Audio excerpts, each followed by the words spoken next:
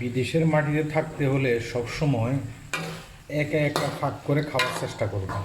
কারণ একা একা ফাঁক করে খেলে আপনার পাশে যে ব্যক্তিগুলো থাকে না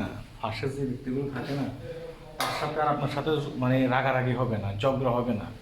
নয়তো বা সবসময় কী হয়, এ বলে যে তুই ফাঁকা, এ বলে যে আমি ফাঁকা মনে আজকে, এটা নিয়ে কিন্তু রুমের ভিতরে একটা ঝগড়া সৃষ্টি হয়। তো টাকা পয়সা একটু বেশি গেলেও সবসময় চেষ্টা করবেন যে একা একা ফাঁক করে খেতে। একা একা ফাঁক করে যখন আপনি খাবেন না, তখন আর ঝগড়া বিবাদ হবে না। রুমের সবার সাথে আপনি সিরিয়াল মাইন্ডিং করে চলতে পারবেন, মানে সম্পর্ক ভালো রেখে চলতে পারবেন, নয়তো পারবেন না। হ্যাঁ, এটা হচ্ছে যে সিস্টেম, বুঝতে পেরেছেন? আমি অনেক দিন পর্যন্ত আসি, আমি একসাথে মানে একা একাই ফাঁকাই খাই। প্রথমে আমরা একসাথে ছিলাম, পরে দেখলাম যে না, রুমের ভিতরে ঝগড়া থাকতে একটু বেশি হয়।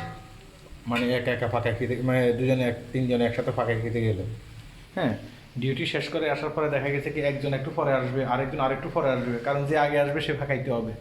এই ধরনের সিস্টেমে থাকে আর কি। হ্যাঁ, তো সম্পর্ক থাকে একজনের সাথে আর একজনের, একসাথে ফাঁকাই খায়, কিন্তু খুবই কম কম মানুষে খায়, নয়তো সবসময় রুমের ভিতরে ঝগড়াঝাগড়ি হয়।